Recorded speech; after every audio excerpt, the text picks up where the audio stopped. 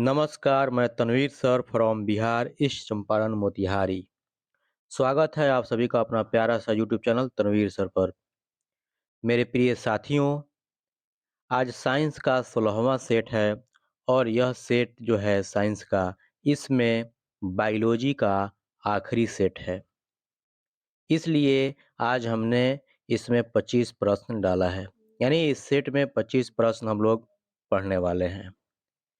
चलिए पहला number question जो है हम लोग देखते हैं अभी। पहला नंबर क्वेश्चन कहता है, लेकिन पहला नंबर क्वेश्चन कहने से पहले, देखने से पहले आप लोगों को मैं याद दिलाना चाहूँगा और जो चैनल पर नए हैं, उनसे मैं स्पेशल रिक्वेस्ट करता हूँ कि अभी तक इस चैनल को आपने सब्सक्राइब नहीं किया है, तो प्लीज़ इसको सब्सक्राइब कीजिए, बेल आइकन पे जल्दी से प्रेस कर दीजिए और एक लाइक भी कर दीजिए। चलिए देखते हैं पहला नंबर क्वेश्चन। पहला नंबर क्वेश्चन कहता है, फिलोसोफिक जूलॉजिक नामक पुस्तक किसके द्वारा लिखी गई है? क्या कहता है भाई? यह बायोलॉजी है, इसलिए बायोलॉजी से एक क्वेश्चन आता है कि फिलोसोफिक जूलॉजिक नामक पुस्तक किसके द्वारा लिखी गई है? ऑप्शन ए है डार्विन द्वारा, बी है लामार्क द्वारा, सी है मिलर द्वारा और डी है वाइसमान द्वारा। तो याद रखेंगे, फिलोसोफिक जूलॉजिक नामक पुस्तक जो है उसको लामार्क ने लिखा है, इसलिए इसका सही आंसर होगा option number B. Option number B is the right answer. Lamarck द्वारा फिलोसोफिक जूलॉजिक नामक पुस्तक लिखी गई है। चलिए नेक्स्ट क्वेश्चन की तरफ बढ़ते हैं। क्वेश्चन नंबर दो। 2 नंबर क्वेश्चन कहता है, जीवों की उत्पत्ति के पहले, क्या? जीवों की उत्पत्ति के पहले पृथ्वी पर निम्नलिखित में क्या नहीं था? ध्यान दीजिए, इसमें कह रहा है क्या नहीं था। क्या था नहीं? क्या नहीं था। जीवों की उत्पत्ति के पहले पृथ्वी पर निम्नलिखित में क्या नहीं था? ऑप्शन ए कहता है, क्या CO2 नहीं था, यानी कार्बन डाइऑक्साइड, NO2 नहीं था, O2 नहीं था, ऑप्शन डी कहता है इनमें सभी। तो ध्यान देंगे, इसमें से कुछ भी नहीं था। जीवों की उत्पत्ति के पहले पृथ्वी पर न CO2 था, न NO2 था, न O2 था, इसलिए इसका सही आंसर होगा option number D. Option number D is the right answer. इनमें से कोई, यानी इनमें से सभी जो है, मतलब ये नहीं था। चलिए नेक्स्ट क्वेश्चन की तरफ बढ़ते हैं। क्वेश्चन नंबर 3 नंबर क्वेश्चन कहता है, वैसे अंग जो उद्भव के दृष्टिकोण से एक दूसरे से भिन्न होते हैं, यानी अलग होते हैं, परंतु वे एक ही प्रकार का कार्य करते हैं, कहलाते हैं। यानी वह क्या कहलाते हैं भाई? वह असमजात अंग कहलाता है, इसलिए इसका सही आंसर होगा option number A. Option number A is the right answer. असमजात अंग, क्योंकि असमजात अंग का ये डिफिनेशन ही होता है, वैसे अंग जो उद्भव के दृष्टिकोण से एक दूसरे से भिन्न होते हैं, परंतु वे एक ही प्रकार का कार्य करते हैं, असमजात अंग कहलाते हैं। चलिए हम नेक्स्ट क्वेश्चन की तरफ बढ़ते हैं। क्वेश्चन नंबर 4 नंबर क्वेश्चन कहता है, पर्यावरण के अंतर्गत आते हैं, यानी कि पर्यावरण जो है, वायुमंडल जो है, इसके अंतर्गत इनमें से कौन-कौन आते हैं? यानी पर्यावरण में इनमें से कौन-कौन आता है? ऑप्शन ए है जलमंडल, तो भाई पर्यावरण में जलमंडल भी आता है। ऑप्शन बी है स्थल मंडल, तो स्थल मंडल भी पर्यावरण में आता है। ऑप्शन सी है वायुमंडल, तो ऑप्शन नंबर सी भी, यानी वायुमंडल भी पर्यावरण में ही आता है। ऑप्शन डी है इनमें सभी, इसलिए इसका सही आंसर होगा option number D. Option number D इसका सही आंसर होगा, इनमें सभी पर्यावरण के अंतर्गत आते हैं, यानी जलमंडल, स्थलमंडल और वायुमंडल पर्यावरण के अंतर्गत आते हैं। चलिए नेक्स्ट क्वेश्चन की तरफ बढ़ते हैं। क्वेश्चन नंबर 5 नंबर क्वेश्चन कहता है, जीवमंडल के विभिन्न घटक तथा उसके बीच ऊर्जा और पदार्थ का आदान प्रदान सभी एक साथ मिलकर किसका निर्माण करते हैं? यानी कह रहा है जीवमंडल के विभिन्न घटक तथा उसके बीच ऊर्जा और पदार्थ का आदान प्रदान सभी एक साथ मिलकर किसका निर्माण करते हैं? तो भाई वह पारिस्थितिक तंत्र का निर्माण करते हैं। इसलिए इसका सही आंसर होगा option number A. Option number ए इसका सही आंसर हो जाएगा पारिस्थितिक तंत्र। अब पारिस्थितिक तंत्र किसे कहते हैं अगर पूछे तो यही डिफिनेशन होगा इसका कि जीवमंडल के विभिन्न घटक तथा उसके बीच ऊर्जा और पदार्थ का आदान प्रदान सभी एक साथ मिलकर पारिस्थितिक तंत्र का निर्माण करते हैं, या सभी एक साथ मिलकर जिसका निर्माण करते हैं वह पारिस्थितिक तंत्र कहलाता है। पारिस्थितिक तंत्र कहलाता है। चलिए अब नेक्स्ट क्वेश्चन की तरफ बढ़ते हैं। क्वेश्चन नंबर 6 नंबर क्वेश्चन कहता है कि निम्नलिखित में कौन प्राकृतिक पारिस्थितिक तंत्र है? निम्नलिखित में कौन प्राकृतिक पारिस्थितिक तंत्र है? ऑप्शन ए कहता है पार्क, तो भाई पार्क प्राकृतिक नहीं है। ऑप्शन बी कहता है फुलवारी, यह भी नहीं है। ऑप्शन सी कहता है कृषि भूमि, यह भी नहीं है। ऑप्शन डी कहता है समुद्र।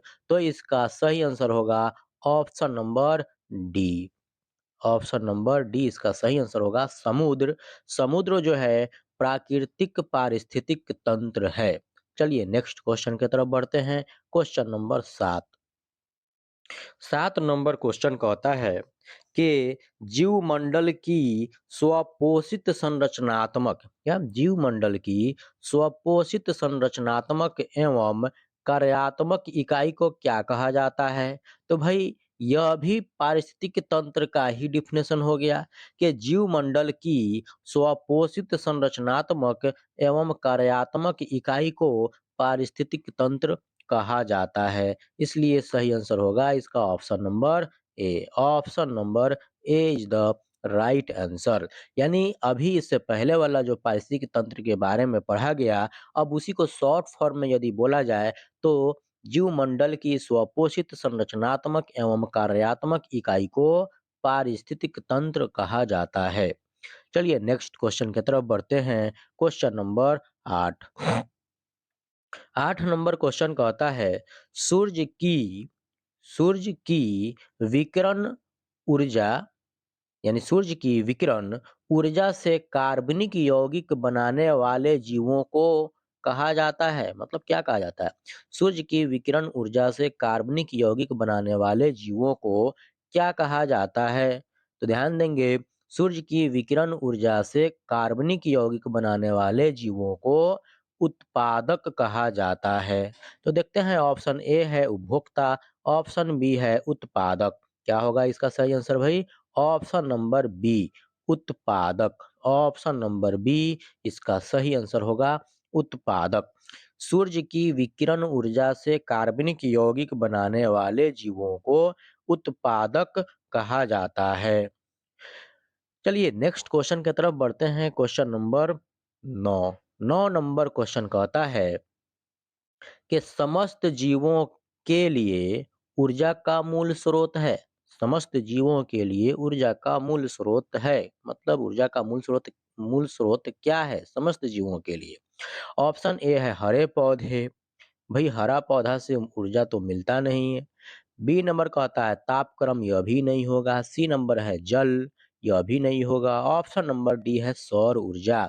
यानी सूर्य से जो ऊर्जा मिलता है वह सौर ऊर्जा कहलाता है। यानी सूर्य के प्रकाश से जो ऊर्जा मिलती है वह सौर ऊर्जा कहलाता है।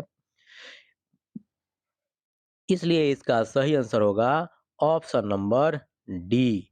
ऑप्शन नंबर डी सौर ऊर्जा समस्त जीवों के लिए यानी पूरे संसार में जितने भी जीव हैं सभी के लिए एक ऊर्जा का मूल स्रोत क्या है भाई?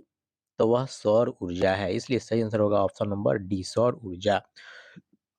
चलिए अब नेक्स्ट क्वेश्चन की तरफ बढ़ते हैं। Question number 10। 10 नंबर क्वेश्चन कहता है मैदानी पारिस्थितिक तंत्रों में मेढक किस प्रकार का उपभोक्ता है?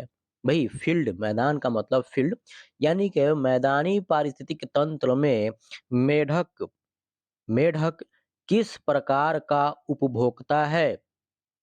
ऑप्शन ए है प्राथमिक, ऑप्शन बी है द्वितीयक, ऑप्शन सी है तृतीयक, ऑप्शन डी है चतुर्थीय। तो इसका सही आंसर होगा option number B. Option number B द्वितीयक। ऑप्शन नंबर बी इसका सही आंसर होगा द्वितीयक, क्योंकि यह भी तो मांसाहारी ही होता है, इसलिए मैदानी पारिस्थितिकी तंत्र में मेढक द्वितीयक उपभोक्ता है। चलिए नेक्स्ट क्वेश्चन की तरफ बढ़ते हैं। Question number 11। 11 नंबर क्वेश्चन कहता है कि वैसे जीव जिसका भोजन पौधे एवं जंतुओं दोनों होते हैं कहलाते हैं। और है वैसे जीव जिनका भोजन पौधे एवं जंतु दोनों होते हैं क्या कहलाते हैं? ऑप्शन ए है मांसाहारी, ऑप्शन बी है शाकाहारी, ऑप्शन सी है स्वपोषी, ऑप्शन डी है सर्वभक्षी। सर्वभक्षी। तो इसका सही आंसर होगा option number D. Option number D इसका सही आंसर होगा सर्वभक्षी, क्योंकि यहाँ कह रहा है कि वैसे जीव जिनका भोजन पौधे भी होते हैं और जंतु भी होते हैं भाई, तो दोनों जो होते हैं जिसका भोजन वह क्या कहलाता है? तो वह सर्वभक्षी कहलाता है। मांसाहारी सिर्फ मांस खाने वाला होता है, शाकाहारी सिर्फ हरा सब्जी साग सब्जी खाने वाला होता है, हरा हरा चीज। और ऑप्शन नंबर सी स्वपोषी, तो स्वपोषी ये दूसरा कैटेगरी का हो गया जो अपना भोजन स्वयं बनाता है। यहाँ डी है सर्वभक्षी, जो दोनों के लिए होता है भोजन, यानी कि पौधे एवं जंतु दोनों के लिए जो होता है वह सर्वभक्षी कहलाता है, इसलिए इसका आंसर ऑप्शन नंबर डी होगा। चलिए नेक्स्ट क्वेश्चन की तरफ बढ़ते हैं। Question number 12। 12 नंबर क्वेश्चन कहता है कि मांसाहारी जीवों को कहा जाता है। मांसाहारी जीवों को कहा जाता है। तो ऑप्शन ए है द्वितीयक उपभोक्ता। मांसाहारी जीव द्वितीयक उपभोक्ता भी कहलाता है, तृतीयक उपभोक्ता भी कहलाता है, इसलिए इसका सही आंसर होगा option number C. Option number C answer होगा दोनों, क्योंकि मांसाहारी जीव, अब मेढक जो बताया गया था वह द्वितीयक में आता है, लेकिन मांसाहारी जीव द्वितीयक और तृतीयक दोनों कहलाता है, क्योंकि और भी तो सारे होते हैं मैदानी पारिस्थितिकी तंत्र में, इसलिए द्वितीयक तृतीयक उपभोक्ता यानी कि दोनों मांसाहारी जीवों को दोनों कहा जाता है, द्वितीयक उपभोक्ता भी और तृतीयक उपभोक्ता भी कहा जाता है। चलिए नेक्स्ट क्वेश्चन की तरफ बढ़ते हैं। Question number 13। 13 नंबर क्वेश्चन कहता है कि कवक एवं जीवाणुओं को, क्या? कवक एवं जीवाणुओं को किसी भी पारिस्थितिक तंत्र में कहा जाता है। भाई कवक एवं जीवाणु यह सभी सूक्ष्म जीव हो गया, तो इसे किसी भी पारिस्थितिक तंत्र में क्या कहा जाता है? ऑप्शन नंबर ए है उत्पादक, तो उत्पादक नहीं कहा जाता है। ऑप्शन बी कहता है उपभोक्ता, तो उपभोक्ता भी नहीं कहा जाता है। और ऑप्शन सी है अपमार्जक, और ऑप्शन डी है कोई नहीं।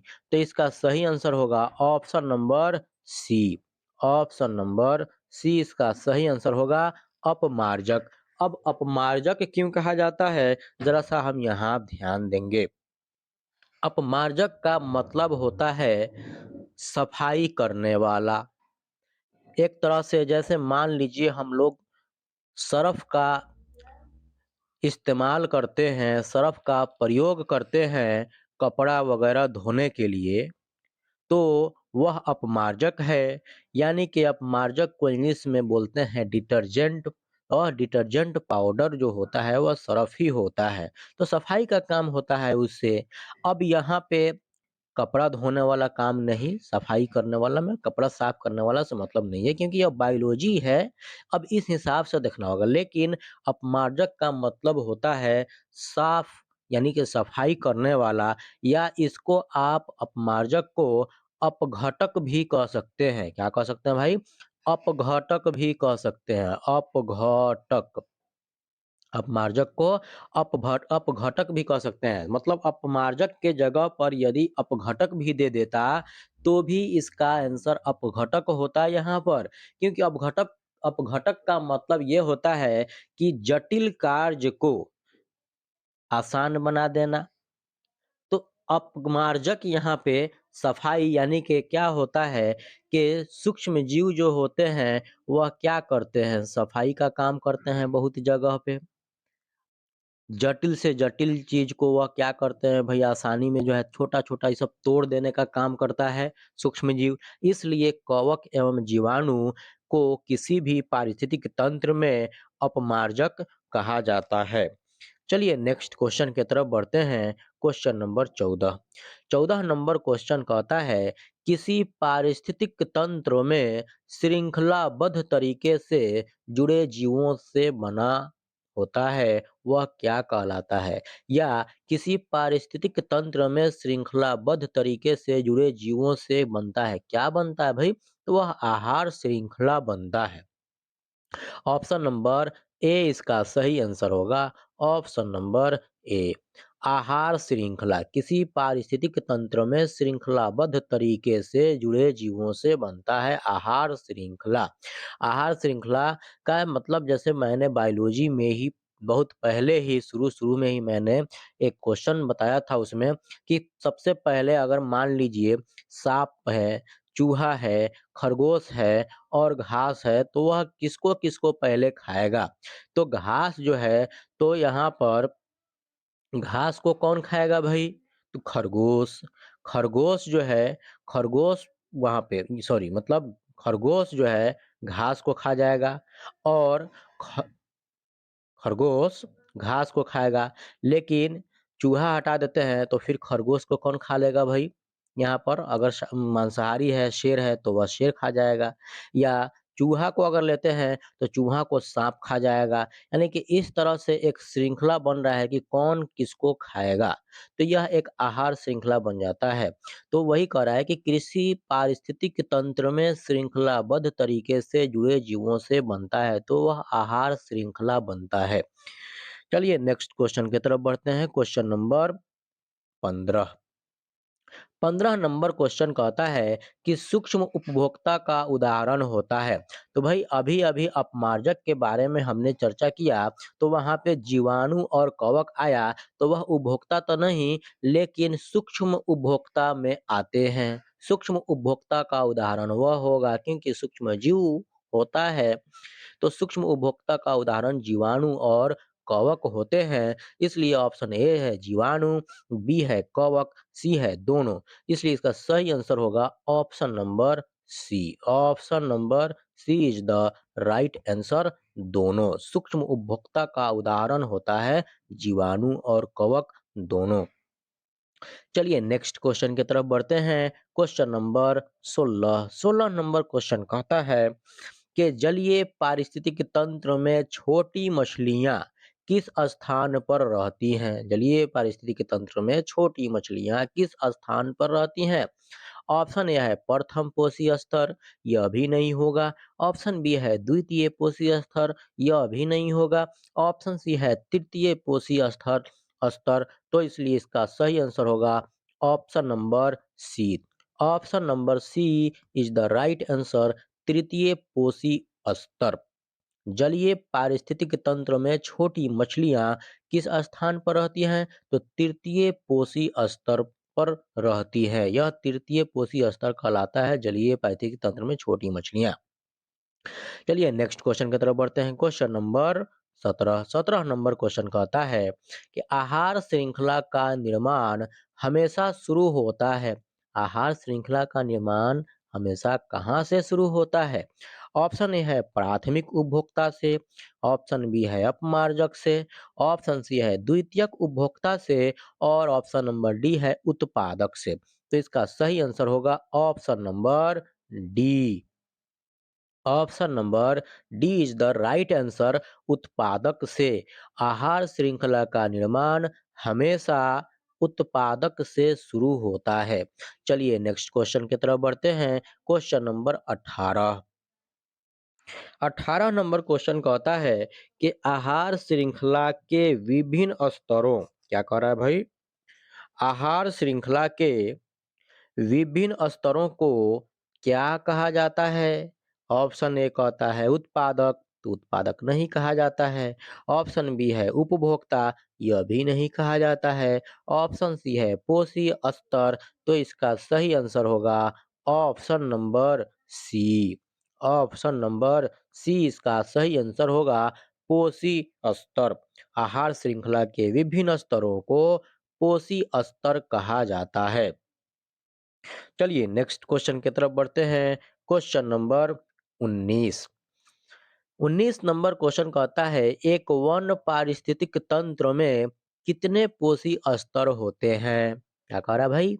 एक वन पारिस्थितिक तंत्र में कितने पोषी स्तर होते हैं? तो भाई अभी तक तो 3 कोसी स्तर तक तो चर्चा कर ही दिया गया है, लेकिन होता कितना है? 4। एक वन पारिस्थितिक तंत्र में कितने पोषी स्तर होते हैं? तो 4 पोषी स्तर होते हैं। एक वन पारिस्थितिक तंत्र में 4 पोषी स्तर होते हैं। इसलिए इसका सही आंसर होगा option number D. Option number D 4। एक वन पारिस्थितिक तंत्र में 4 पोषी स्तर होते हैं।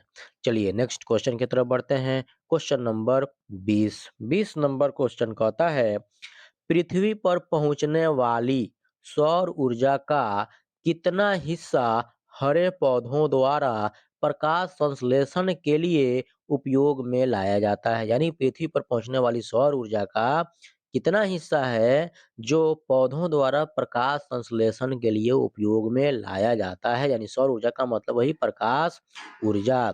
सूर्य से जो प्रकाश मिलता है और सूर्य प्रकाश की उपस्थिति में ही प्रकाश संश्लेषण की क्रिया हरे पौधों के द्वारा किया जाता है।